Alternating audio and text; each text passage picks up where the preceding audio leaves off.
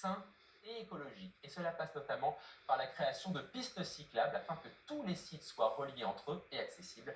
Le challenge reste important notamment en Seine-Saint-Denis où le réseau est encore peu développé. Démonstration signée Simon Ricotier avec Elodie Denevoix.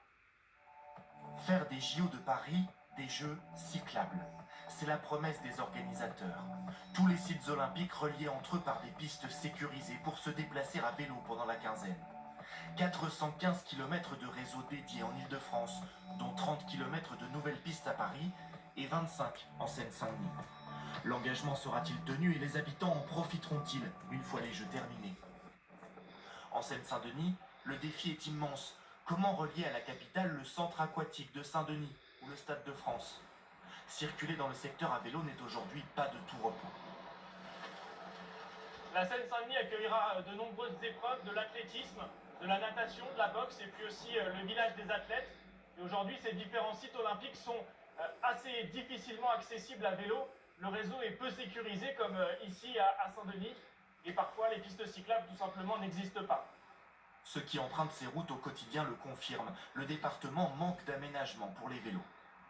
Saint-Denis, c'est pas comme Paris. C'est pas tracé comme à Paris. À Paris, il y a plus de pistes. En tout cas, elles sont plus praticables. Ici, des fois, il y a des bouches d'égout, oui, c'est moins pratique. Elles sont moins visibles aussi. Parfois, c'est mélangé avec les voies de bus, des fois les voies de taxi. Alors la Seine-Saint-Denis s'est donné les moyens d'être prête dans un an. 35 millions d'euros mis sur la table en 2023 pour construire de nouvelles pistes cyclables. Celle-ci relie la Courneuve à cette piscine d'entraînement qui accueillera les équipes olympiques de water-polo pendant les Jeux. Mais après l'an prochain, la piste servira surtout aux habitants. Un peu plus au nord, la ville de Stein qui n'a pas de transport en commun, eh bien, elle aura un axe totalement sécurisé, requalifié, qui lui permettront aux habitants de rejoindre la future gare du métro du Grand Paris Express, la ligne 16 du métro. Quelques kilomètres plus au sud, à Paris, une partie des chantiers est déjà terminée.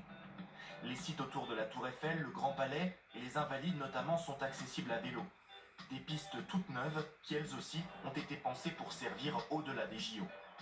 On veut pouvoir proposer des pistes cyclables qui permettent à tout le monde de les utiliser. C'est les vélos taffeurs du quotidien, c'est pour les familles, c'est pour les personnes à mobilité réduite qui veulent utiliser ces espaces de déplacement.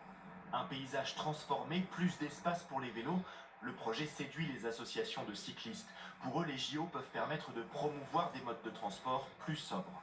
Les Jeux peuvent être aussi l'occasion de montrer que c'est possible de faire un événement d'ampleur internationale où on peut aller en vélo, où on peut transporter des milliers de personnes en vélo sur un espace qui est très réduit. Et le vélo est un vrai outil de transport de masse. S'il est possible de rejoindre les sites olympiques à vélo, encore faut-il pouvoir s'y garer. Des enceintes emblématiques, comme le Stade de France, ne comptent aujourd'hui qu'une quarantaine de places pour les vélos selon des associations. 3 à 6 000 emplacements supplémentaires doivent y être installés. Et les touristes qui viendront en France assister aux Jeux en